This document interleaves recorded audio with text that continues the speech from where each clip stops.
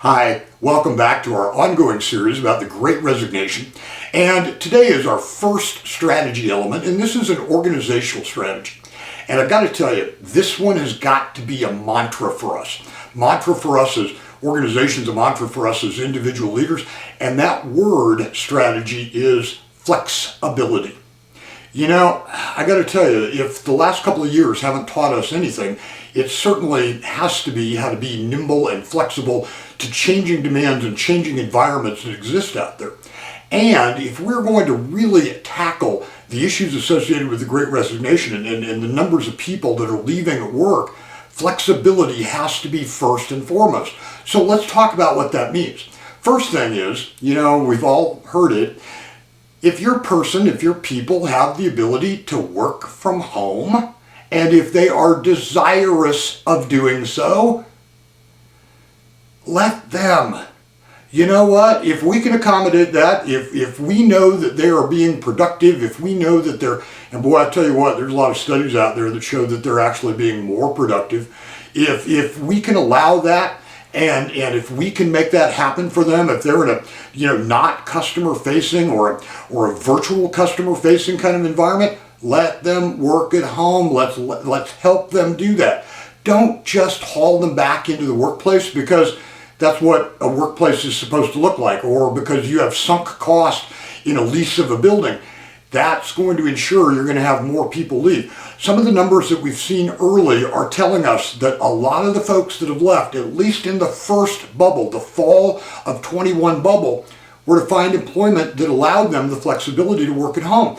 And if it isn't an either or, if it's not all at office or all at home, craft a hybrid for them. 3 days at home, 2 days at the office, whatever that possibly looks like, but be flexible with it. Some other things, let's be flexible with, and this is something we've talked about before in different contexts, be flexible with scheduling. The pandemic and associated lockdowns have caused some significant stress on working parents. And again, that 35 to 45 age group is really the big part of this bubble right now. You know what? If they need to come to work at 7 a.m. to drop their child off and leave by 3:30 with a half-hour lunch to pick their child up, you know what? Let them find a way to make that work. Some other points of flexibility that can really be powerful for us. Let team members determine what their lunch hours are going to look like. As long as, that customer base, forward customer thing is covered and we have significant coverage for our folks, let them define those things.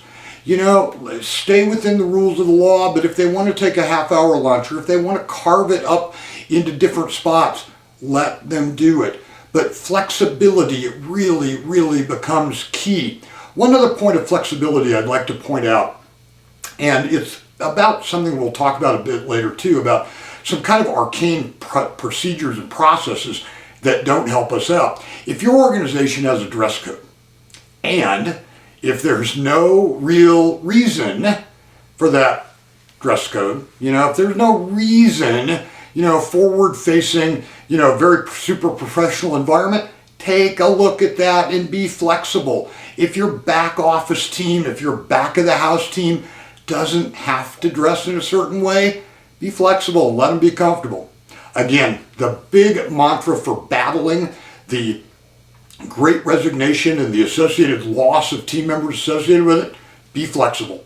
Keep that in the back of your mind. One other point about that too before I cut us loose, and that is for you big behemoth organizations, allow department level flexibility. So often these big organizations say, no, we can't do a 4x10 work schedule because it doesn't work there. Well, you know what? Let it work for the departments that it does work for. Allow department managers, department leaders to guide and for the needs of their own team members, and don't operate under these big global kind of things. That rarely works, and it's going to cause more Great Resignation in your workplace. Well, I hope you have a great week. We're going to talk about another organizational strategy next week. Take care, and I look forward to talking to you.